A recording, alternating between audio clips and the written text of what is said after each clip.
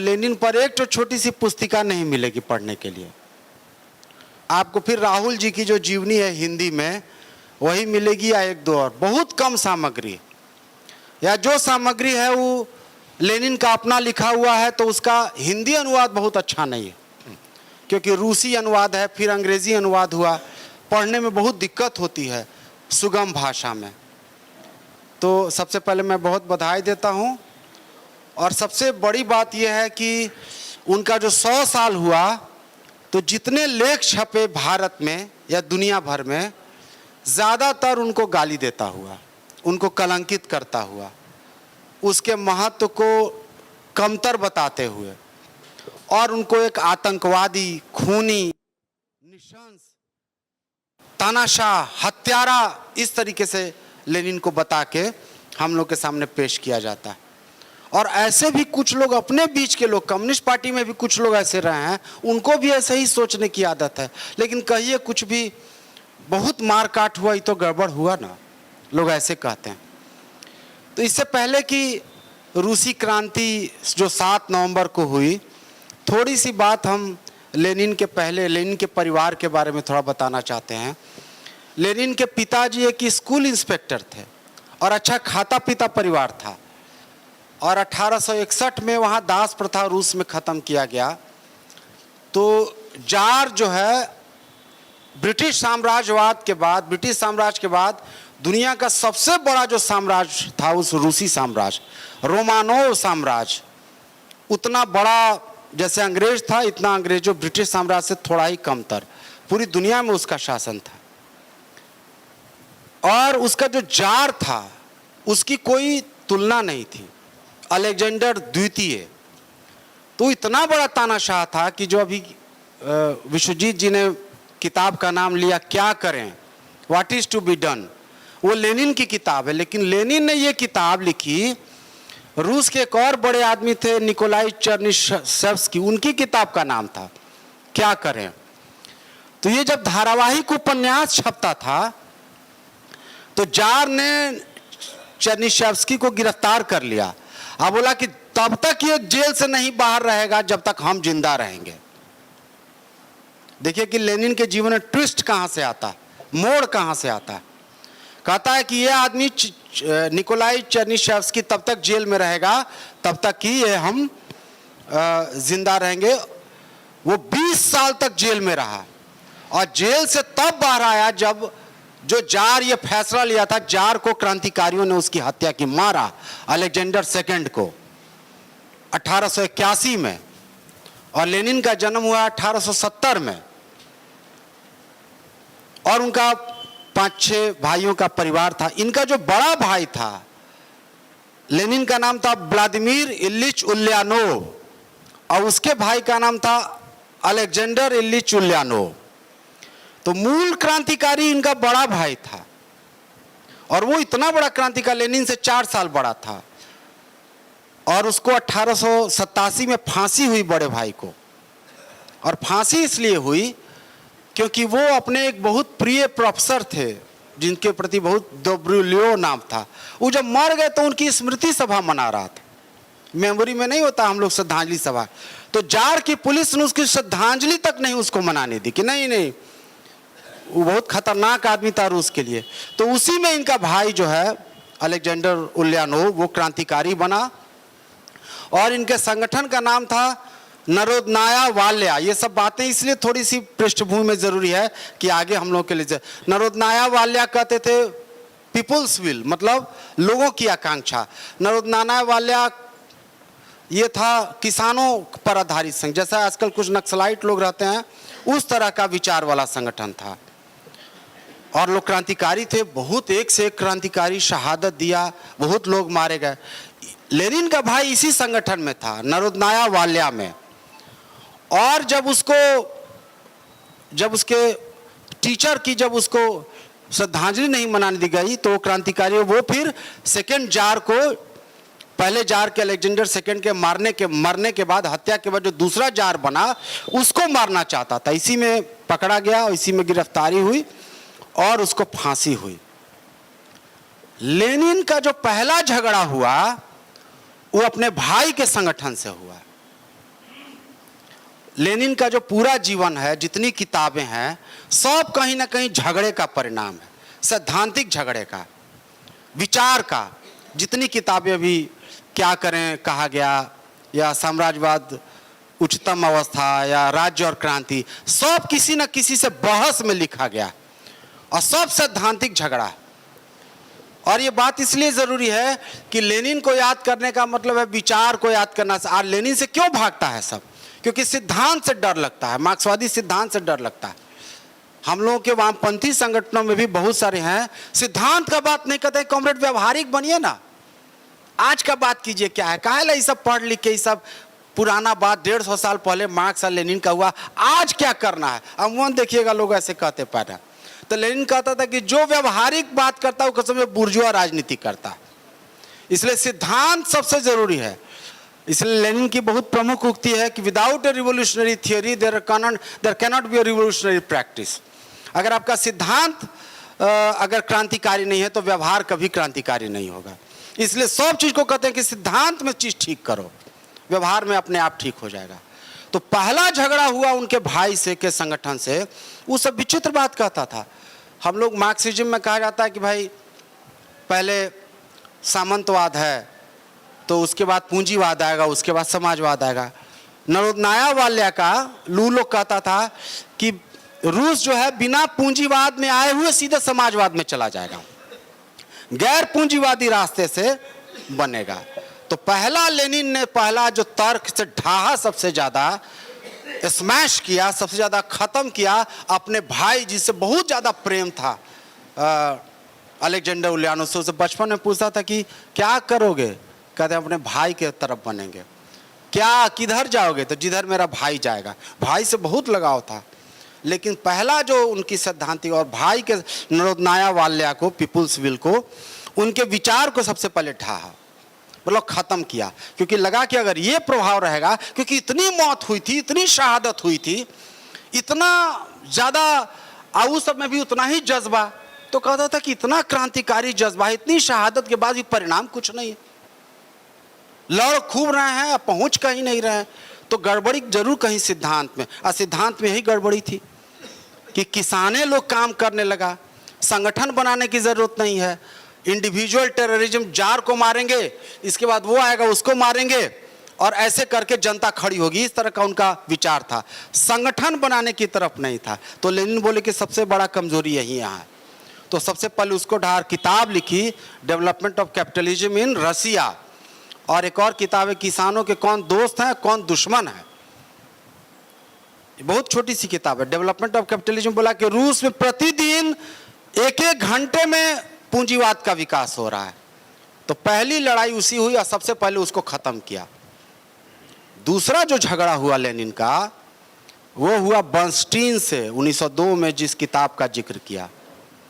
तो लेनिन सबसे पहले काम करते थे, जो हमने बताया कि सिद्धांत, छोटा छोटा स्टडी सर्किल चलाते थे, उस इलाके में गए, उस इलाके में गए, और छोटा छोटा संगठन बना के फिर उसी को इकट्ठा करके एक बड़ा संगठन बनाया। उसका नाम था Russian social democratic party, RSLDP। Communist party नाम नहीं था, Russian social democratic party.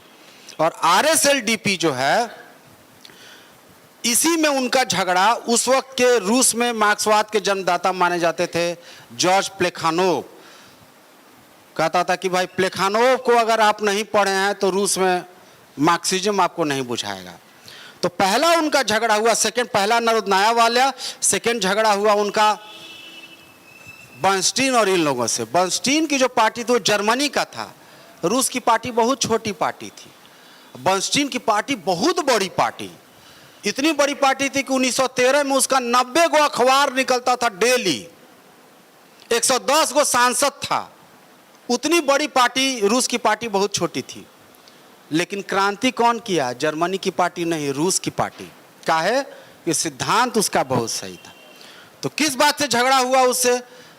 Bernstein से। वो लोग कहता था कि अब पूंजीवाद पुराना, मार्क्सवाद पुराना हो गया, अब इसमें संशोधन की जरूरत है, रिवीजन की जरूरत है। क्या रिवीजन की जरूरत है? और एक बहुत इंपॉर्टेंट चीज है जिसको हम लोग को, तो मार्क्सिज्म में कहा गया है कि पूंजीवाद में हर 10 साल में संकट आता है, संकट आएगा तो फिर क्रांतिकारियों के लिए अवसर मिलेगा। लेकिन 1873 से 1898 तक रूस में कोई संकट नहीं आया। तो ये सब बोलना क्या कि पूंजीवाद तो बढ़िया काम कर रहा है, तो अब क्रांति का क्या जरूरत है? इनकलाब धीरे धीरे काम करिए, संशोधन कीजिए, एक के बार पूंजीवाद को उखाड़ मत फेंकिए, ट्रेड यूनियन बनाइए, ट्रेड यूनियन से धीरे धीरे संघर्ष कीजिए, थोड़ा समझौता कीजिए, थोड़ा मजदूरी बढ़ाइए, थोड़ा राहत मांगिए, काम काज का बेहतर कीजिए। इस तरीके से करता, क्रांति की जरूरत नहीं है, और इसके लिए मार्क्सवाद में रिवीजन की जरूरत है। इसीलिए एक टर्म आया है रिवीजनिज्म, जो मार्क्सिज्म में गाली की तरह माना जाता है, खराब बहुत शब्द माना जाता है। संशोधनवाद कहता है कि अगर आपको कोई कह दिया ये संशोधनवादी है तो समझिए कि आपको गाली है। तो ये वहीं से ये निकला है संशोधनवाद। बर्नस्टीन वो लोग कहता था कि संशोधन करना चाहिए। और दूसरी बात थी कि उनका झगड़ा हुआ प्लेखानोव वगैरह से, ये लोग पुराना क्रांतिकारी था। तो एक और कम्युनिस्ट पार्टी में भी दिक्कत है, सब जगह। लेनिन को लड़ना पड़ा स्मॉल सर्किल मेंटालिटी से। स्मॉल सर्किल मेंटालिटी की सब पुराना क्रांतिकारी था, 30 साल 40 साल से तो सबको आदत थी, आपस में मित्र था। तो जो अखबार शुरू हुआ उसका नाम था इस्क्रा, हिंदी में चिंगारी कहते हैं। 8 लोग थे, तो 5 लोग काम नहीं करता था और 3 लोग काम करता था, और सब पुराना क्रांतिकारी। अभी भी देखिएगा कि कम्युनिस्ट पार्टियों में रहता है, काम नहीं है लेकिन भाई उनको पद पे रहने दीजिए, पुराने लोग हैं, बहुत त्याग है, योगदान है। तो लेनिन बोला कि 5 को हटाओ यहाँ से, कमिटी से। तो बोला कि अरे इतने बड़े लोग हैं, पुराने लोग हैं, ये क्रांतिकारी रहा, इसको हटा दिया। वेरा जासुलिच जिसका मार्क्स से रिश्ता था, एक्सेल रोड, इन लोग से झगड़ा होता है। पहला उनका सेकंड झगड़ा हुआ स्मॉल सर्किल मेंटालिटी से। उस सब को गुट बना लेता था और 7 में 5 लोग एक तरफ हो गया, दोनों हमेशा बेचारे को दिक्कत हो जाती थी। कोई चीज़ पास होना है तो ये कमिटी में दिक्कत होती। तो बोला कि पहले इसको ढाहो स्मॉल सर्किल मेंटालिटी में, किसी तरीके से उसमें इन लोगों के खिलाफ लड़ाई करके इन लोगों को बाहर किया। तो इन झगड़ा क्या था इन लोगों से? झगड़ा ये था कि क्रांतिकारी पार्टी कैसे बने। वो लोग कहते थे कि लेनिन कहता था कि क्रांति का काम प्रोफेशनल है, पेशा होना चाहिए, पेशेवर ढंग से, प्रोफेशनल ढंग से कीजिए। वो कहता कि कम्युनिस्ट पार्टी का कोई भी मेंबर बन जाएगा, कुछ भी करता है, थोड़ा बहुत पार्टी को ध्यान देगा, कभी कदाल चला आएगा तो काम चल जाएगा। लेनिन कहता था कि नहीं, क्रांति पेशेवर काम है, प्रोफेशनल ढंग से करना पड़ेगा। इसी को लेके बहस हुआ और इसी में 2 संगठन बना, बोल्शेविक और मेंशेविक 1903 में। लेकिन एक विचित्र बात हुई, 1905 में रूस में लगभग क्रांतिकारी उभार हुआ और ये लेनिन के जीवन का टर्निंग पॉइंट था। तब तक इन लोगों का मजदूर आंदोलन में बहुत प्रभाव नहीं था। मजदूर सब सुनता था कि ये सब अलबल बात करता है, बहुत क्रांति का बात करता है। तो 1905 में एक ऐसी घटना घटी जिसने पूरे रूस का पूरा माहौल और मिजाज बदल दिया। एक बहुत बड़ा पादरी था, उसका नाम था गेपन। तो कहता था कि जार के पास हम लोग जाएंगे ना 2 लाख की भीड़ लेके, तो जार हम लोग की बात मान लेगा। तो ये लोग कहता था कि सत्ता आपको विनती से इस सब से बात मानेगी। तो जनवरी 1905 में 2 लाख की जुलूस लेके पादरी गया। आप बोल्शेविक सब बेचारा पर्चा बैनर लेकर था कि नहीं नहीं तुम लोग पीछे चलो, जुलूस में आगे तक नहीं रहने दिया, सबसे पीछे जाओ तुम लोग। ये लोग जुलूस में गया, पीछे गया, इसी में ये सब जिंदा बच गया, नहीं तो सब मारा जाता।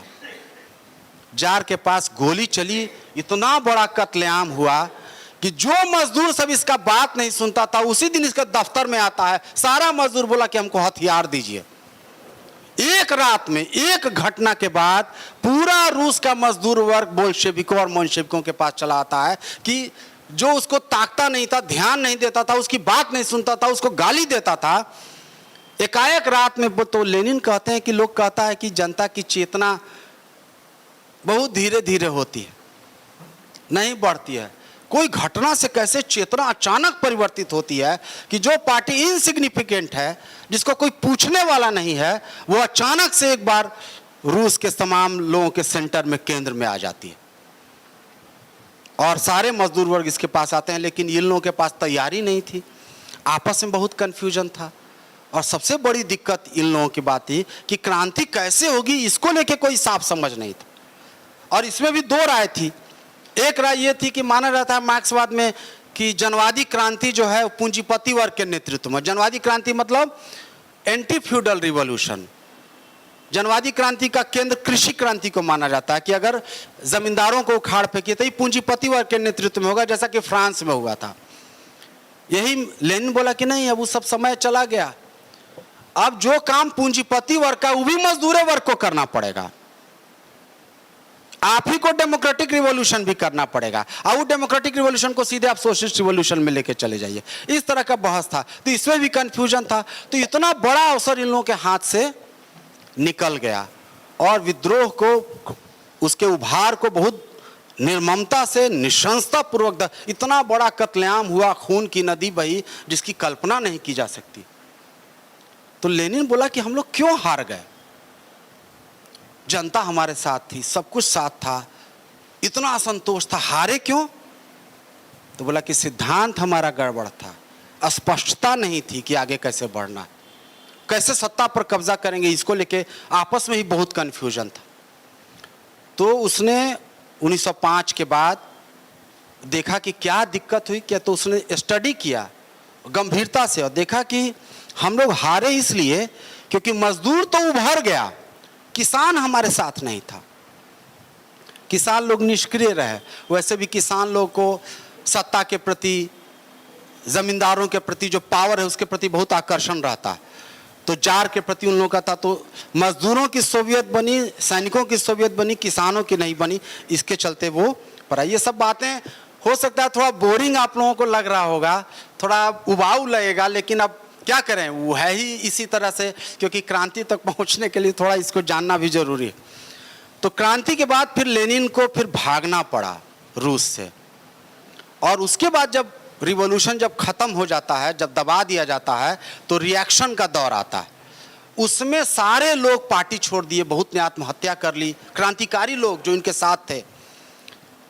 तब उन लोगों ने, लेनिन ने कहा कि तो कई तरह का अंधविश्वास, बाबा, कई तरह का लोग उभरने लगा। अभी भी जैसा आजकल कोई आता नहीं था काम में, अभी भी होता है जैसे आजकल, उसी तरह की स्थिति भारत में है। किसी को कहिएगा कि हम कोई किसी कभी कभी किसी को कहते हैं कि कॉमरेड कार्यक्रम में आइएगा ना, ये कहे कि कॉमरेड कैसे आएंगे, आज हमारी सरहज आई हुई हैं तो उन्हीं को घुमाने ले जाना, आज या तो नाती आया हुआ उसका बच्चा खिलाना है। चुप भाई, अरे आज प्रदर्शन है, तुमको भी मामूली काम में नहीं आता है। तो रिएक्शन का दौर रहता है, तो अच्छा खासा भला लोग भी भागने लगता है पार्टी से, पार्टी में नहीं जाना पड़े, पार्टी में किसी तरीके से बचे। तो उसी तरह का दौर था। तो इन लोगों से झगड़ने के लिए कई तरह का अंधविश्वास, और ये कहा जाने लगा, इसी बीच में साइंस में डिस्कवरी हुई, आइंस्टीन का ये वाला सिद्धांत आ गया कि एटम टूट गया है, अणु को तोड़ दिया गया, परमाणु बन गया। तो बोला कि जब अणु टूट गया तो ऑब्जेक्टिव रियलिटी तो खत्म हो गई। दर्शन के में एक बहुत बड़ा, हम लोग जब सेकंड वाले पार्ट में आएंगे तो इस पर बात, दर्शन में एक बहुत बड़ी मान कि जिंदगी में जो यथार्थ जो आप देख रहे हैं वो यथार्थ है कि माया है, जिसको कि मार्क्सिज्म में सिद्धांत में माना जाता है कि मैटेरियलिज्म है कि आइडियलिज्म है। आइडियलिज्म मानता है कि दुनिया वस्तुगत यथार्थ नहीं, आपके दिमाग में चीज़ें बनती है उसी की छाया है, यथार्थ नहीं है। तो बोला कि जब एटम टूट गया तो ऑब्जेक्टिव रियलिटी नहीं रही, इसलिए मार्क्सिज्म खत्म। मार्क्सिज्म का बुनियाद है मैटेरियलिज्म, मतलब भौतिकवाद। और हमला होने लगा। तो ऐसी स्थिति में 1908 में लेनिन को किताब लिखनी पड़ेगी, वो महान किताब है, दर्शन की किताब। एक पॉलिटिशियन, एक राजनेता दर्शन की किताब लिखता है, वो अद्भुत किताब है, थोड़ा कठिन है पढ़ने में। उसका नाम है मैटेरियलिज्म एंड इम्पीरियो क्रिटिसिज्म, भौतिकवाद और अनुभव सिद्ध आलोचना। अनुभव से कई लोग कहते हैं ना, जिसको हम लोग बात प्रैक्टिकल अनुभव से हम सीखते हैं, कहते हैं कि अनुभव से कुछ नहीं होता, बुनियादी चीज़ होती है ज्ञान, और वो आता है सिद्धांत से। तो ये किताब ले ली, और उसके बाद फिर लेनिन को भागना पड़ा देश से बाहर। साथ में भागा, और साथ में जो भागा तो फिर रूस में तब लौटा 10 साल के बाद, जब रूस में फरवरी क्रांति हुई। इतना बड़ा नेता, उसको रूस में रह नहीं पाया। और यहीं पर दो और इम्पॉर्टेंट घटनाएं हैं लेनिन को, जो लेनिन को की महानता को समझने के लिए बहुत ज़रूरी है।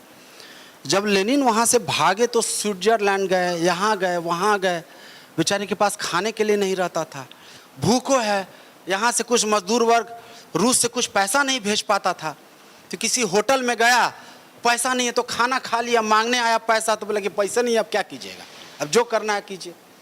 तो ऐसे बहुत लोगों का होटल में बेचारे का खाना खाया हुआ पैसा, जब रूस में क्रांति हो गया तो उसका बचा हुआ पैसा भेजा ऐसे लोगों को, ऐसी दुर्दशा में रहा। लेकिन एक चीज वो कभी नहीं छोड़ा, दुनिया में क्या कुछ घट रहा है उस पर वो नजर रखने। और उसके बाद फिर 1912 एक बहुत इंपॉर्टेंट साल है। 1917 में क्रांति, 1912 में पार्टी में स्प्लिट हो जाता, रशियन सोशल डेमोक्रेटिक पार्टी फिर बढ़ती है मेंशेविक और बोल्शेविक में। और 5 साल में सोचिए, 12 में पार्टी बनती है और 17 में क्रांति कर देता है। 5 साल के भीतर, 5 साल के भीतर क्यों कर दिया क्रांति? अब बाकी लोग क्यों नहीं कर पाए? इसलिए कर पाया क्योंकि 12 में वो बोला कि भारत दुनिया में एक ऐसी चीज घट रही है कि वर्ल्ड वार की तरफ दुनिया बढ़ रही है। ये बाकी लोग नहीं समझ पाए क्योंकि बाकी लोग व्यवहारिक माने जाते थे, डे टू डे की घटना। वो कहता था, और ये थोड़ा सा इम्पोर्टेंट एक सैद्धांतिक बहस हम चाहते हैं कि आप लोग के सामने रखें, और वो थोड़ा सा हो सकता है कि कॉम्प्लेक्स रहे।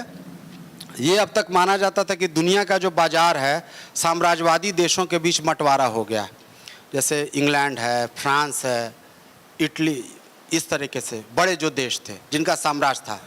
लेकिन जहाँ पूंजीवाद देर से विकसित हुआ, जैसे मान लीजिए कि जर्मनी है, इटली है, तो इन लोगों में जहाँ देर से विकसित हुआ, तो पहले जहाँ विकसित हुआ तो उस जमींदारी को, सामंतवाद को खत्म करके पूंजीवाद आया था। लेकिन जर्मनी और इटली में सामंतवाद को खत्म नहीं किया क्योंकि इन लोगों को डर हो गया कि अगर सामंतवाद को खत्म करेंगे और जनता को अगर उभारेंगे तो जो सामंतवाद के खिलाफ जाएगा कल वो पूंजीपति के खिलाफ भी आएगा, पलट के हम ही पर हमला करके। तो डर के मारे फ्रांसीसी क्रांति के बाद वो लोग जमींदार पर नहीं करते थे। तो एक माना जाता है अर्थशास्त्र में कि अगर आप मान लीजिए कि जमींदारी बचा हुआ तो मार्केट का विस्तार नहीं होगा। जैसे मान लीजिए कि हमारा गांव है, 2 जमींदार है, उसी के पास पैसा, बाकी सब भूखमरी का आधा, तो सामान बिकेगा, 2 ही आदमी ना सामान खरीद सकता। लेकिन अगर ज़मीन सब में बांट दी जाए तो बाजार का विस्तार होगा, ज़्यादा लोगों के पास परचेजिंग पावर बढ़ेगा। तो वो इन लोगों के पास, चूंकि सामंतवाद पर लोग हमला नहीं किए थे तो मार्केट था नहीं, मार्केट पर तो सब कब्जा है बाहर, इंग्लैंड का, फ्रांस का, और आपका पूंजीवाद विकसित हो गया। अब पूंजी को बाजार चाहिए तो क्या कीजिएगा? बाजार के लिए आपको मार करना पड़ेगा, झगड़ा करना पड़ेगा। तो लेनिन बोला कि युद्ध की तरफ चीज जाएगी, इसलिए जर्मनी और इटली बाजार में हिस्सेदारी मांग रहा था। ये बात नहीं हुई। तो इसी बात को लेनिन ने पकड़ा कि दुनिया वर्ल्ड वार की तरफ जाएगी। और दुनिया जब विश्व युद्ध होगा तो हमको क्या करना चाहिए? वर्किंग क्लास को क्या करना चाहिए? मजदूर वर्ग को क्या करना चाहिए? तो बोला कि मजदूर वर्ग को क्या अपने देश के शासक वर्ग के साथ खड़ा रहना चाहिए? क्वेश्चन पोज किया। और ये कम्युनिस्ट आंदोलन के इतिहास में बहुत महत्वपूर्ण सवाल था कि अगर भारत और पाकिस्तान का युद्ध होगा तो भारत के मजदूर वर्ग को क्या करना चाहिए। यही सवाल वो पोज किया रूस में कि जब रूस का झगड़ा होगा तो आपको क्या करना चाहिए? या तो आप अपने ही मजदूर भाई जो सैनिक के रूप में उसकी हत्या कीजिए, या बंदूक को अपने शासकों के खिलाफ मोड़िए। Either you train your gun against your rulers, या फिर आप अपने। तो ये सवाल किए तो बहुत मुश्किल सवाल था, बहुत टेढ़ा सवाल था। तो बोला कि नहीं, हम लोगों को क्या करना है कि अपने देश के शासक वर्ग के साथ खड़ा ना होके अपने मजदूरों के साथ एकता बनानी है। ये बहुत मामूली चीज है, लेकिन इसका इतना बड़ा असर होने वाला था भारत दुनिया के कम्युनिस्ट आंदोलन में, इतिहास में, जो लेनिन को बाकी लोगों से अलग कर देता था। अब सोचिए 1914 में विश्व युद्ध शुरू हो गया, जो लेनिन प्रेडिक्ट किया था। और जब विश्व युद्ध शुरू हुआ तो जो लोग प्रस्ताव पास करते थे अपने देश की पार्टी में, कम्युनिस्ट पार्टी में, कम्युनिस्ट पार्टी नहीं थी, सोशल डेमोक्रेटिक पार्टी कहा जाता था, तो कहता था कि प्रस्ताव पास करता था कि अगर युद्ध होगा तो हम लोग अपने शासक के साथ नहीं जाएंगे। लेकिन सबसे बड़ी पार्टी दुनिया की, जैसा मैंने पहले बताया, जर्मनी की पार्टी, जिसका 90 गो अखबार निकलता था, 110 गो सांसद था, पूरी दुनिया उसकी तरफ देखती थी, और कार्ल काउत्स्की उसके नेता का नाम था। तो बोला वो, युद्ध शुरू हुआ तो अपने देश के शासक के साथ चला गया, वार क्रेडिट के पक्ष में उसने समर्थन दे दिया।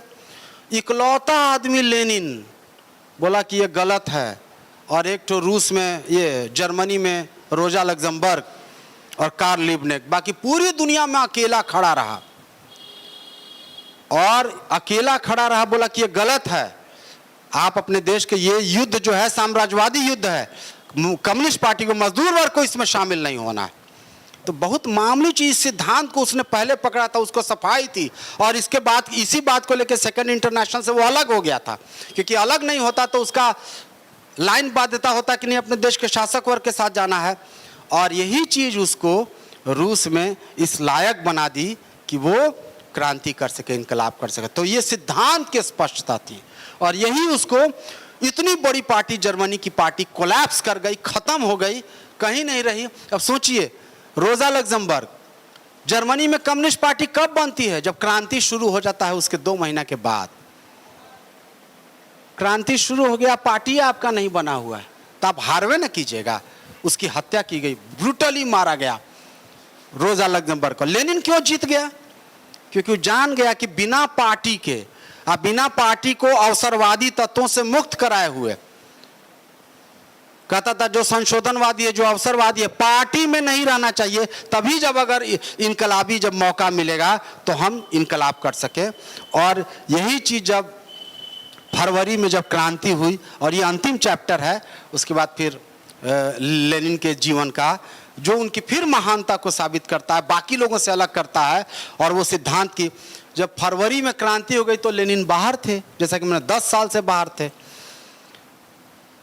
तो जब लौटे बाहर, रूस में आए, तो जो बोल्शेविक पार्टी के यहाँ के लोग थे, देखिएगा बहुत दिलचस्प बात है, सब बोला कि अब तो फरवरी में क्रांति हो गई, अब बुर्जुआ लोग सत्ता में आ गया। मार्क्सवाद यही कहता है कि जब सामंतवाद से पूंजीवाद आएगा, पूंजीवाद के बाद फिर समाजवाद आएगा, तो हम लोग को प्रोविजनल गवर्नमेंट को, केरेंस्की की सरकार थी, वही पावर में आया था, उसको सपोर्ट करना है।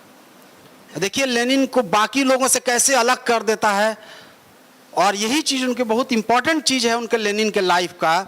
ये चीज सारा लोग यही मान रहा है कि प्रोविजनल, फरवरी क्रांति हुई मतलब जार की सत्ता खत्म हो गई, क्योंकि युद्ध में इतना ज्यादा रूस हार रहा था कि असंतोष हो गया। असंतोष इतना ज़्यादा हुआ कि जनता ने जार को उखाड़ फेंका, और उखाड़ फेंकने के बाद एक केरेंस्की, एक प्रोविजनल गवर्नमेंट बना। अब ये बहुत ही सिद्धांत के, कम्युनिस्ट सिद्धांत में बहुत ही महत्वपूर्ण सवाल एक बन जाता है कि जब लेनिन रूस से लौटते हैं अप्रैल में, तो जो लोग फिनलैंड में उनको स्वागत करने गया था रेलवे स्टेशन पर, तो स्वागत किया तो सब उसकी तरफ देखा तक नहीं, और सीधे मजदूरों से बात किया।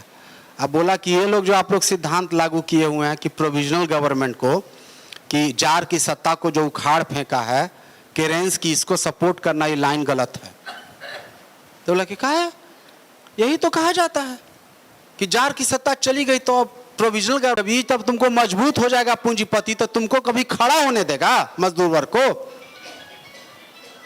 जब वही ताकतवर हो जाएगा तो आप कहां खड़ा रहिएगा? तो ये जो इंतजार कीजिएगा कि ये तो सिद्धांत पुराना है, अभी की क्या स्थिति है। इसीलिए हम लोग कहते हैं कि मार्क्सवाद, लेनिनवाद, स्टालिनवाद नहीं माना जाता है, माओवाद नहीं माना, लेनिनवाद क्यों माना था? वाद क्यों है?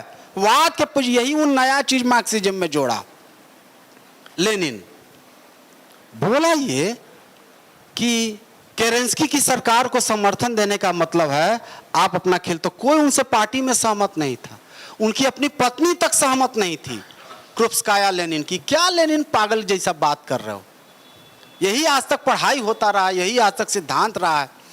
न स्टालिन, कोई बोल्शेविक नेता तो बोला, फिर धीरे धीरे, यही बड़े नेता का गुण होता है, वो धीरे धीरे सबको समझाना शुरू किया कि देखो यहाँ पर बात यह है कि अगर प्रोविजनल सरकार, क्या जीवन का अपना अनुभव भी काम किया, और वो अनुभव क्या था कि एक तरफ तो सत्ता, जब जार की सत्ता गई तो केरेंस्की की सरकार है, दूसरी तरफ मजदूरों ने सोवियत बना लिया और किसानों ने सोवियत बना लिया। तो बोला कि अब रूस में 2 पावर सेंटर है, एगो केरेंस्की का पावर सेंटर, दूसरा मजदूरों और किसानों का सोवियत, दोनों में कोई एक ही रहेगा? अब भारत में भी एक तो मतलब मोदी का पावर सेंटर है, दूसरा पावर सेंटर एग्जिस्ट करेगा, संभव है? तो कहा कि एक ही सत्ता रहेगी। तो ऐसी स्थिति में नारा ऐसा दो, ऐसा नारा गढ़ो कि पूरी सत्ता सोवियतों के पास जाए, किसानों और मजदूरों के जैसा कैसा होता है पंचायत जैसा सोवियत रहता है। तो लेनिन बोला कि सारी सत्ता दीजिए सोवियतों को। और सोवियत में इन लोगों का मेजॉरिटी नहीं था, बहुमत था मेंशेविकों का। एक और संगठन सोशलिस्ट रिवॉल्यूशनरी कहते हैं, एसआर, जो नरोदनाया वाल्या जो बोले उनके भाई का, उसी का ही आधुनिक रूप था, क्योंकि उसकी जड़ें भी किसान में थी। तो लेनिन की जो सबसे बड़ी महानता थी, उसने अपने पार्टी को समझाया और धीरे धीरे सबको एक्सप्लेन करना शुरू किया। लेकिन फिर भी पार्टी में कुछ ऐसे लोग थे नहीं, तो बोला कि आप लोग नहीं मानिएगा तो हम सीधे जनता के बीच जाएंगे, जनता के से सीधे हम संवाद करेंगे। और जो सबसे महत्वपूर्ण बात आती है लेनिन के जीवन की, कि वो सत्ता चाहता तो जुलाई में कब्जा कर सकता था। फरवरी में पहली क्रांति हुई, जिसको बुर्जुआ क्रांति कहते हैं, पूंजीपति वर्ग के नेतृत्व में क्रांति कहते हैं। चाहता तो जुलाई में सत्ता कब्जा, लेकिन क्यों नहीं किया? क्योंकि अगर अभी कब्जा कर लेंगे तो हम सत्ता को टिका नहीं सकते हैं, सत्ता को बरकरार नहीं रख सकते हैं, सत्ता को मेंटेन नहीं रख सकते हैं। उसने 2 महीना और इंतजार किया और सबको धीरे धीरे एक्सप्लेन किया। अब यहाँ पर अंतिम में लोग आपको कहेंगे, बुर्जुआ लोग कहता है कि बहुत हिंसा हुई है रूस में, बहुत हत्या करके ये लोग सत्ता कब्जा किया। लेकिन आप ये याद रखिए, रूस में सत्ता में उतनी भी हिंसा नहीं हुई जितना बिहार के पंचायत चुनाव में होता था। तो कैसे विचित्र बात है ये। तो जो मैंने बोला कि अगर जुलाई में अगर वो सत्ता पर कब्जा करता लेनिन, तो बहुत हिंसा होती। सत्ता पर कब्जा किया, जो अभी कविता सुना रहे थे विश्वजीत जी 1917, ये सुना के फिर हम बात करना चाहते हैं। कविता है तुर्की के कवि की नाजिम हिकमत की, इसका नाम है 1917 7 नवंबर। 1917 7 नवंबर अपने धीरे धीरे मंद स्वर में लेनिन ने कहा, कल बहुत जल्दी होता और कल आने वाला कल बहुत देर हो चुकी होगी, समय है आज। मोर्चे से आते सैनिक ने कहा आज, खंदक जिसने मार डाला मौत को उसने कहा आज, अपने भारी इस्पाती काली आक्रोश की तोपों ने कहा आज, और यूं दर्ज की बोल्शेविकों ने इतिहास के सर्वाधिक गंभीर मोड़ बिंदु की तारीख 1917 7 नवंबर। हुआ कि क्रांति का तिथि 7 नवंबर क्यों हुआ, इस पर बहुत पेच है, बहुत लोग इस पर कंफ्यूजन रहता है और लोगों को होता कि बहुत मार काट हुई। वो इसलिए हुई जो मैंने आपको पहले कहा कि रूस में जब फरवरी क्रांति हुई तो प्रोविजनल सरकार, एक तरफ सत्ता, दूसरी तरफ सोवियतों के हाथ में सत्ता। तो लेनिन बोलता था कि सारी सत्ता सोवियतों को दीजिए, क्योंकि यही असली किसानों और मजदूरों का संगठन है, बाकी कोई नहीं है। उसमें जैसा कि मैंने कहा मेजॉरिटी नहीं था, तो कहता था मेंशेविकों को, सामाजिक क्रांतिकारी, कि आप लोग सत्ता लीजिए ना भाई। लेकिन इन लोगों की जो डिमांड थी प्रोविजनल सरकार, जो पूंजीवादी सरकार थी जार को खत्म करने के बाद, वो जनता की मांगों का हल नहीं कर रही थी। मजदूर की स्थिति वैसी ही थी, युद्ध खत्म नहीं हो रहा था। तो लेनिन 3 गो नारा दिया, जमीन, शांति और रोटी, land, bread and peace. Peace मतलब युद्ध से वापस आइए, शांति आइए, सबको रोटी दीजिए, और सबको एक बात इसमें बताना हमको क्रांति वाली बात से, एक बहुत ही महत्वपूर्ण बात यह है, और ये हम लोगों को बहुत एक कम्युनिस्टों के लिए भी बहुत ही महत्वपूर्ण ये है कि लेनिन जो रूस आए, तो आपको जान के हैरत होगी कि वो रूस आए जर्मनी की सहायता से, जिस देश से रूस का झगड़ा चल रहा था। अब मान लीजिए कि हम लोग का कम्युनिस्ट नेता, भारत का पाकिस्तान से झगड़ा चल रहा है, आप पाकिस्तान के मुहैया किए हुआ ट्रेन से कोई अपना कम्युनिस्ट नेता बाहर आए, हिंदुस्तान में आए, तो क्या उसके बारे में हिंदुस्तान में राय बनेगी? तो रूस और जर्मनी का युद्ध हो रहा है, और जर्मनी जो है उसको भेजा। जर्मनी का क्या हित था कैसर सोचा कि जाएगा तो जार को खत्म करेगा तो हमको रूस को कब्जा करने में मदद मिलेगा। देखिए लेनिन का क्या दिमाग था, कॉन्ट्राडिक्शन का इस्तेमाल किया, अंतर्विरोध का। बोला कि जर्मनी चाहता था कि रूस का खात्मा, जार को खत्म करना, ये भी चाहता था जार को खत्म करना। तो ये जो अंतर्विरोध है उसने ट्रेन मुहैया करा, वरना रूस जा कैसे पाते। तो जर्मनी के मुहैया कराए ट्रेन पर, अपने दुश्मन देश के मुहैया कराए हुए ट्रेन पर वो गया। और एक और बात, कई बार होता है कि पब्लिक ओपिनियन का प्रेशर रहता है। जैसे आप लोग गांव में रहिएगा तो गांव का दबाव रहता है, मोहल्ला में रहिएगा तो मोहल्ला का दबाव रहता है।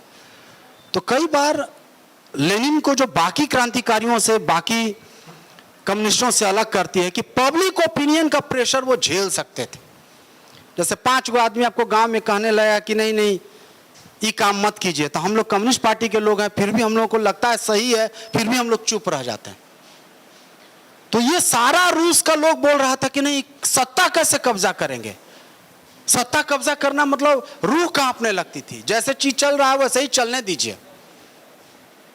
इसी में चीज धीरे धीरे ठीक हो गया। लेनिन जो हमने बताया कि अपने तमाम साथियों से इसी बात के लिए झगड़ा, उस सब लोगों को पब्लिक ओपिनियन का जन दबाव था, जनता का प्रेशर था।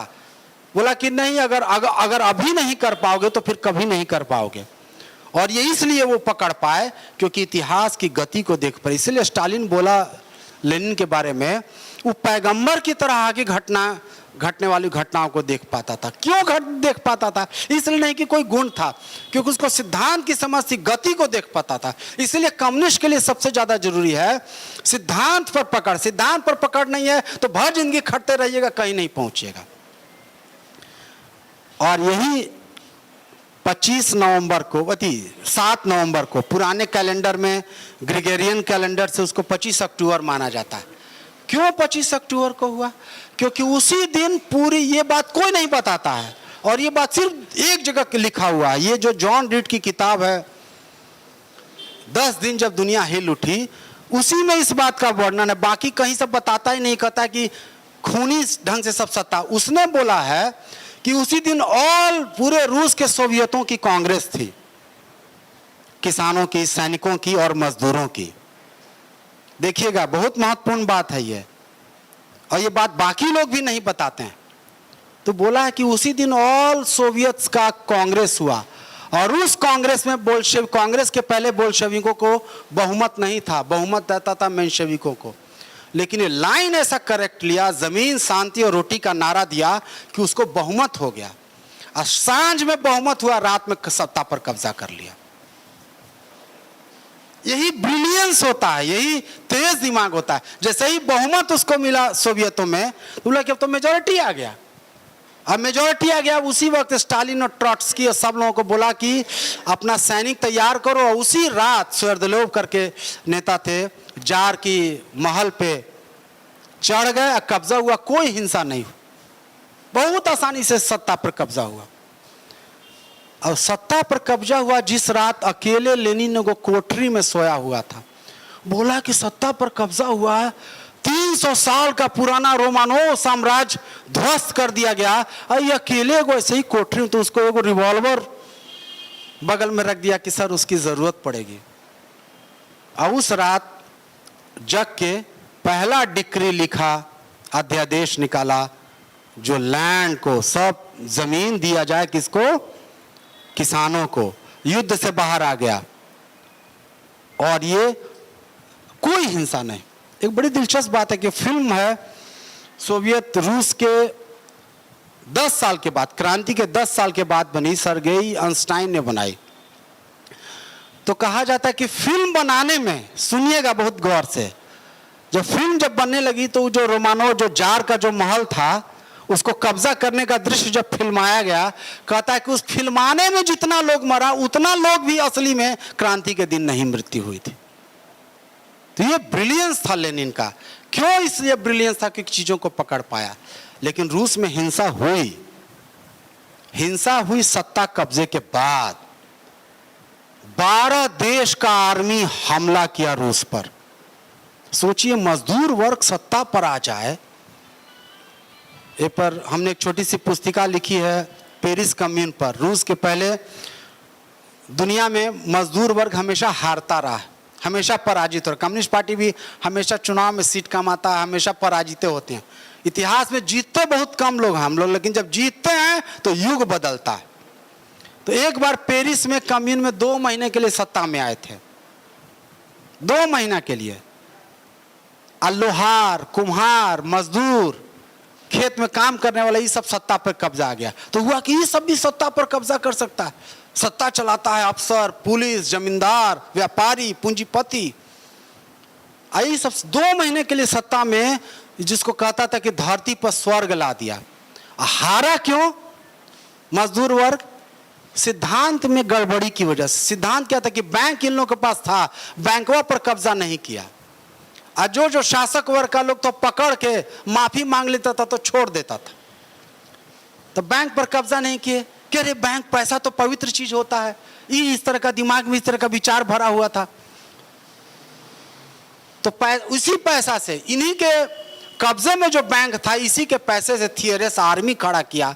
आज जिसको छोड़ दिया था उसको आर्मी करके उसी को ढाहा पेरिस में 2 महीने के बाद। तो लेनिन को यह अनुभव याद था, इसलिए बोलता कि ये गलती नहीं करेंगे जो पेरिस में हुआ, पेरिस कम्यून में जो मजदूर लोग गलती किए। तो वो जो अनुभव था, 21 देशों की सेना ने, 12 देशों की सेना ने हमला किया।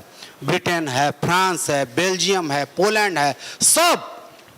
क्योंकि एक बड़े इतिहासकार थे ब्रिटेन के, एरिक हॉब्सबॉम, वो लिखे कि जब रूस में कब्जा हुआ, सत्ता पर जब बोल्शेविक लोग आ गया, तो पूरा इंग्लैंड में स्तब्धता छा गई। क्या हो गया?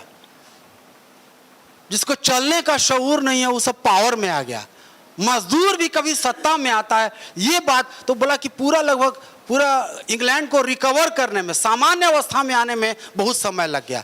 तो 12 देशों की सेना ने उस पर हमला किया। सोचिए, जो युद्ध से तबाह है देश, सब तरह से वहां खाने को लाला, 12 देश की सेना ने हमला किया। और फिर यहाँ लेनिन का ब्रिलियंस आता है। तो कैसे हराया उसको? हथियार से नहीं हराया, विचार से हराया। वो क्या किया? सब की सेना में पर्चा बांटा, सब आर्मी में। कह रहे तुम लोग भी मजदूर है, तुम भी सैनिक है, तुम भी किसी गरीब का बेटा है, और तुम हम लोगों का मजदूर का, तुम्हारे ही जैसे गरीब लोगों का सत्ता में आया है और उसको तुम मार रहे हो। सब में सेना में प्रचार किया और पूरे दुनिया में सबको सेना, चर्चिल था उस टाइम में 17 में प्रधानमंत्री बनने के बाद, सबको सेना वापस हटानी पड़ी। तो लॉर्ड जॉर्ज वहाँ का प्रधानमंत्री था इंग्लैंड का, पूछे कि सेना क्यों हटा लिया? तो बड़ा दिलचस्प बात बोला कि उस वक्त इन्फ्लुएंजा, तो बोल्शेविक इन्फ्लुएंजा हमारे सैनिकों में फैल गया था। मतलब अगर हम सेना नहीं हटाते तो हमारे देश में क्रांति होती। तो ये लेनिन का प्रिंस था कि उनके कतारों के भीतर अपनी बात लेके चला गया। और उसके बाद एक और अपनी बात करके मैं अपनी बात समाप्त करूंगा कि जिसको हम लोग कोरोना कहते हैं, तो ऐसे ही उस टाइम में कि स्पेनिश फ्लू हो गया था। उसमें उसकी पूरी आबादी जो है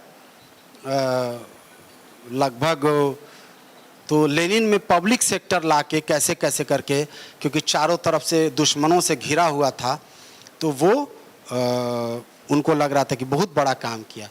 एक और अंतिम बात कह के हम अपनी बात समाप्त करेंगे, आप लोग भी अपनी बात कहिएगा। रूस एक बहुत पिछड़ा देश था, मूलतः किसान देश था। 12 करोड़ की आबादी थी, मजदूरों की संख्या वहाँ मात्र 30 लाख थी।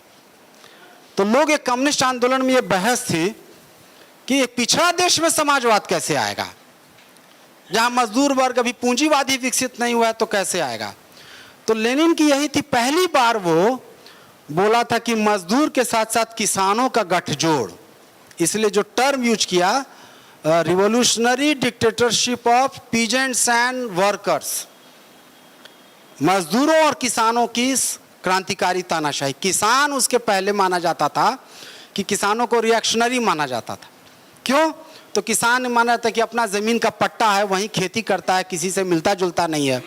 किसानों में एक और बात होती है कि उपज जो अपना खाने के लिए करते हैं, थोड़ा बचता है तो मार्केट में भी बेचते हैं, तो डुअल कैरेक्टर हो जाता है किसान का। तो उसके पहले माना जाता है कि किसान, क्योंकि पेरिस में भी उन लोगों ने साथ नहीं दिया था, तो किसानों को साथ लेके नहीं। तो ये बात सबसे पहला लेनिन ने ये बात की कि मजदूरों और किसानों की सत्ता साथ में रहनी चाहिए। और इसीलिए रूस में, क्योंकि एक किसान देश था, तो सफल हुआ। एक बात जो लेनिन की प्रेडिक्शन था वो सब नहीं हो पाया और वो गड़बड़ हो गया। वो ये कम्युनिस्ट आंदोलन में ये बहस थी कि रूस चूंकि पिछड़ा देश है तो यहाँ इनकलाब करना मुश्किल हो गया, पूंजीवाद विकसित नहीं है तो कैसे विकसित कीजिएगा। तो लेनिन का कहना था कि रूस जो है एक चिंगारी का काम करेगा।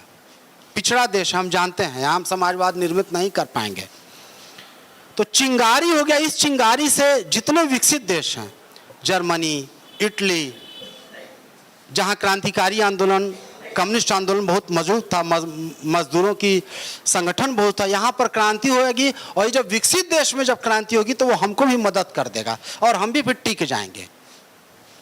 लेकिन रूस में क्रांति हुई, दुर्भाग्य से जैसा कि मैंने बताया कि जर्मनी में भी क्रांति शुरू हुई, लेकिन उसका नेतृत्व जो है, और कम्युनिस्ट पार्टी, मैंने जैसा कि मैंने पहले बताया कि वो लोग कम्युनिस्ट ही पार्टी बनाए क्रांति शुरू होने के बाद। 5 लाख की जनता जर्मनी में, बर्लिन में उतर गई है। लीडरशिप को पता नहीं चल रहा है कि क्या करें। इस सबको कहना था सत्ता पे कब्जा करो, लेकिन कंफ्यूजन था लीडरशिप में, पता नहीं था कि क्या करना। इसीलिए, क्योंकि लेनिन क्यों कर पाया, क्योंकि लेनिन सैद्धांतिक रूप से उसको पढ़ता था। तो रोजा लग्जमबर्ग जो इस बात को समझती थी, कम्युनिस्ट पार्टी बनाई, तब तक देर हो चुकी है। कम्युनिस्ट पार्टी में सब नौजवान लड़का था, कहता था कि सबके साथ समझौता, अति क्रांतिकारी था, फेल कर गया, इटली में फेल कर गया। तो रूस अकेला बच गया। और वैसे पिछड़े देश में चारों तरफ दुश्मनों से घिरा हुआ उसको ये काम करना पड़ा।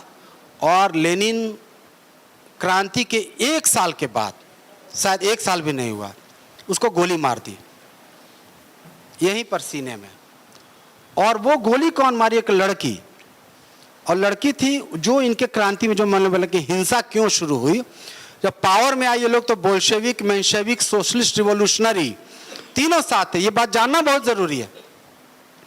गोली मारा जो उनके मिनिस्ट्री वगैरह में साथ रहता था। वो गोली क्यों मारा? तो सोशलिस्ट रिवोल्यूशनरी जो था, जो हमने पहले कहा कि नरोदनाया वाल्या के आधुनिक अवतार थे, ये लोग माने क्योंकि जर्मनी से इन लोगों को समझौता करना पड़ा। जब वार हुआ, जो लोग सत्ता में आए, तो जर्मनी ने बोला कि इन लोगों को शांति चाहिए था, क्योंकि सत्ता कब्जा करने के बाद सोशलिज्म। तो जर्मनी बोला कि नहीं, या तो तुम हमारे साथ समझौता करो, सारा जमीन वगैरह चाहता था कि आप हमको दे दीजिए। तो एक संधि है, कम्युनिस्ट रूस के इतिहास में बहुत महत्वपूर्ण संधि मानी जाती है, ब्रेस्ट लिटोविस्क संधि। ट्रॉट्स्की को भेजा लेनिन की जाके समझौता करके आओ। तो समाजवादी क्रांतिकारी लोग, सोशलिस्ट बोला कि अरे बताइए, वो पूंजीपति है, दुश्मन है, समझौता करेंगे तो काला आप क्रांतिकारी बने हुए हैं। तो बोला कि तुम, विचित्र बात, पेटीकोट पहन के जाओ लेनिन, लेकिन तुम समझौता करके आओ। अभी हमको शांति चाहिए, अभी हमको रिलीफ चाहिए ताकि हम इनकलाब कर सके। इसकी बहुत आलोचना हुई। इसी पर सोशलिस्ट रिवोल्यूशनरी लोग सत्ता से बाहर हो गए। और बाद में जो मैंने कहा कि जो रूस के भीतर व्हाइट आर्मी खड़ी की गई, सफ़ेद आर्मी, रिएक्शनरी लोगों की, प्रतिक्रांतिकारी लोगों की, असली जो हिंसा हुई इसी में बहुत ज़्यादा हुई। हिंसा इसलिए हुई क्योंकि बोल्शेविकों की सत्ता पेट्रोग्राड और मॉस्को छोड़ के लगभग कहीं रह नहीं गई थी। सब पर लगभग व्हाइट गार्ड्स का कब्जा हो गया था। इसी में बहुत ज़्यादा खून खराबा हुआ। नहीं ये लोग मारते तो बच नहीं पाते। और स्थिति इतनी खराब हो गई थी, खाने के ऐसे लाले पड़ गए थे। कई रिपोर्ट्स बताती हैं, उसको ऑथेंटिकेट की, कई बार लोग अपने मतलब ऐसी चीज़ों को खाना खाने लगे थे, खाद्य पदार्थ जो खा नहीं पाते थे। और इसी बीच में लेनिन को गोली मार दी गई 18 में। 17 में क्रांति हुई, 8 या 9 महीने के बाद। उसके बाद बेचारा बिस्तर पे चला गया। लेकिन फिर भी ऐसा एक तो काम किया जो आज भी हम लोग भारत के लोग तो नमन करते हैं कि 19 में जब 3/4 रूस दुश्मनों से घिरा हुआ है तो कम्युनिस्ट इंटरनेशनल बनाया, तीसरा communist international, third communist international. पहला कम्युनिस्ट इंटरनेशनल मार्क्स बनाए, दूसरा सेकंड इंटरनेशनल जो फर्स्ट वर्ल्ड वार में ध्वंस हो गया अपने शासक वर्ग के साथ जाने की वजह से, थर्ड इंटरनेशनल। उसी में वो कॉलोनियल थीसिस दिया। कॉलोनियल थीसिस क्या था? वो था कि भाई अब हम लोग तो, अब मजदूर वर्ग को सत्ता नहीं है, तो अब हम लोगों को निर्भर किससे करेंगे? उपनिवेशों के बीच जो उपनिवेशवाद विरोधी मुक्ति आंदोलन चल रहा है, ये हमारा सहयोगी होगा। जो कॉलोनी है, उसके पहले कॉलोनी के लोग हैं तो सब जैसे ब्रिटिशर से उसी का सहयोग करता था। तो रूस में एक ऐसा लोग सत्ता में आया जो उपनिवेश के जो गुलाम बनाए हुए लोग हैं उनका मददगार था। तो ये नई रोशनी थी। इसलिए वियतनामी क्रांति के जो महान नेता थे हो ची मिन, जो कॉलोनियल थीसिस पढ़ा जब फ्रांस में, तो बोला कि मेरे आंख से आंसू आ गया। बोला कि ऐसा भी कोई सिद्धांत होता, ऐसा भी कोई सत्ताधीश है, शासक वर्ग है, शासक है जो गुलाम, प्रताड़ित, उत्पीड़ित लोगों के पक्ष में खड़ा हो, कॉलोनियल लोग। तो वो पहला इंटरनेशनल 19 में, 20 में, 21 में, 22 में, 24 में लेनिन की मृत्यु हुई। मात्र 54 साल से भी कम उम्र थी। 47 साल की उम्र में इनकलाब किया, 7 साल तक जिंदा रहा और उसी में लगातार समस्या से घिरा रहा और रूस को बचा के रखा ताकि आगे आने वाली पीढ़ियों के लिए ये कर सके। अंतिम बात कह के हम अपनी बात समाप्त करेंगे, सत्र लंबा होता जा रहा है। कि कहिएगा कि रूसी क्रांति का क्या महत्व था? 3 बहुत बड़ा अचीवमेंट था। पहला, उपनिवेशवाद विरोधी आंदोलन दुनिया में शुरू हुआ और डीकोलोनाइजेशन जो हुआ, मतलब गुलाम हुए जो गुलाम देश, उसमें रूस का बहुत बड़ा योगदान था। दूसरा, हिटलर की फांसीवादी सेना। रूस जर्मनी बहुत विकसित देश था, हिटलर की सेना के सामने रूस की सेना कुछ नहीं थी, लेकिन जो मैंने बात बताया कि विचार जो रूस का था उसने उसको पराजित किया। और तीसरा जो सबसे बड़ा प्रभाव था रूस का, कि विकसित देशों में जो सामाजिक कल्याणकारी जो योजनाएं लागू की, जैसे इंग्लैंड में जाइएगा, कोई बच्चा आपका अगर रिश्तेदार पढ़ता होगा तो कहता है कि बेटा कहाँ पढ़ता है आपका? कहता है पब्लिक स्कूल में पढ़ता है, म्यूनिसिपैलिटी के स्कूल में पढ़ता है। कहाँ इलाज कराते हैं? तो सरकारी हॉस्पिटल में। तो हम लोगों के यहाँ प्राइवेट में इलाज, लेकिन उस सब के यहाँ रूस के डर से अपने यहाँ कि ऐसा इनकलाब न हो जाए, क्रांति न हो जाए, उस सब अपने यहाँ शिक्षा स्वास्थ्य को ये किया। लेनिन का महत्व, जब गांधी जी का असहयोग आंदोलन हुआ 1921 का, तो लेनिन जिंदा था। एम.एन. राय थे भारत के, लेनिन से बहस हुई गांधी जी को लेके। लेनिन बोला कि अरे गांधी तो क्रांतिकारी है तुम्हारा, तो कैसे? वो लोग बोला कि अरे वो क्रांतिकारी नहीं है, वो सामाजिक सुधार है, पुराना जातिवाद का रिएक्शनरी है। तो लेनिन बोला कि इतने बड़ी जनता को साम्राज्यवाद के खिलाफ अगर खड़ा कर दिया तो बिना क्रांतिकारी हुए कोई नहीं हो सकता। तो भारतीय आदमी, भारत का आदमी गांधी का मूल्यांकन सही नहीं कर रहा, लेनिन सही कर रहा है। इसलिए लेनिन पर जितनी कविताएं लिखी गई, गंगाधर तिलक, लेनिन मरा जब लेनिन जब क्रांति हुई तो उसका, तिलक जी कोई बहुत प्रगतिशील नहीं थे सामाजिक दृष्टिकोण से। गांधी, तिलक, भगत सिंह के बारे में तो बताया ही विश्वजीत भाई ने कि फांसी पर जा रहा है, लेनिन को पढ़ रहा है। ऐसा भी आदमी होता है? 1 घंटे के बाद आपको फांसी हो रही है, एक आप लेनिन की किताब पढ़ रहा है। सरदार जी चलिए आपकी फांसी का वक्त हो रहा है, कह रहे कि ठहरो, एक क्रांतिकारी दूसरे क्रांतिकारी, पनवा मोड़ दिया। तो उसी पर पंजाब का एक तो कवि था अवतार सिंह पाश, वो कविता लेकर कि पंजाब की जवानी को भगत सिंह के उस मुड़े हुए पन्ने से आगे बढ़ना। तो ये लेनिन का, नेहरू का वही हाल, टैगोर का वही हाल, सब लेनिन को मानता था। एक तो कविता है अल्लामा इकबाल की। अल्लामा इकबाल कोई प्रोग्रेसिव नहीं माने जाते हैं, बल्कि जो पाकिस्तान बना उसके सबसे बड़े मेंटर माने, वो लेनिन पर कविता लिखा। विचित्र लगता है वो कविता क्या है, वो लंबी कविता है, 2 पंक्ति सुनाते थे। ये कौन आदमी है, कहाँ से ये आ गया है जो ये गरीब और कहते वो कौन सा आदम है जिसका तू खुदा है? क्या वो इसी धरती पे बसता है? वो कौन सा आदम है जिसका तू खुदा है? वो कौन से लोग हैं जो तुमको खुदा मानते हैं? वो कौन सा आदम है जिसका तू खुदा है? क्या वो इसी धरती पे बसता है? लंबी कविता है और अंतिम पंक्ति है उसकी कि जाहिर में तिजारत है, हकीकत में जुआ है। क्या पंक्ति लिखा अल्लामा इकबाल लेनिन की शान में। जितने थे जयप्रकाश नारायण, समाजवादी, आम्बेडकरवादी, पेरियार, सब उसके पक्ष में लिखा। एक वो धारा थी जो लेनिन से प्रभावित नहीं थी भारत में, और वह है आरएसएस वाली धारा। ये सब शुरू से गाली देता था लेनिन को, हिंदू महासभा वाला, ये सब शुरू से गाली देता था। लेकिन बाकी सब लोग लेनिन के, इसीलिए लेनिन के बारे में हिंदू से संस्कृत भाषा में कविता लिखी गई है। जो पुरानी सबसे भाषा है लेनिन पर कविता। लेकिन आज क्या है कि आज जो अपने लोग हैं लेनिन का नाम लेने, क्यों लेनिन का नाम लेने से डरता है, तो ये सब विचार है। और देखिए वो किताब सारी जिंदगी किताब लिखता रह गया। जो किताब का चर्चा किए, साम्राज्यवाद पूंजीवाद की उच्चतम अवस्था, कब लिखा? 1916 में सेकेंड वर्ल्ड वॉर छिड़ा हुआ। 1917 में पूरा रूस इनकलाब में वो घड़ी किताब लिख रहा है। वो किस चीज का? State and revolution. तो जानता था कि विचार अगर हमारा दिमाग में गड़बड़ी रही, वैचारिक सफाई नहीं रही, तो इनकलाब हम नहीं कर सकेंगे। और मेरे ख्याल से यही लेनिन का सबसे बड़ा योगदान है कि सिद्धांत में स्पष्ट होइए, नहीं तो व्यवहार आपका कुछ नहीं हो पाएगा। यही सब बातें करके मैं अपनी बात समाप्त करता हूँ। शुक्रिया, धन्यवाद।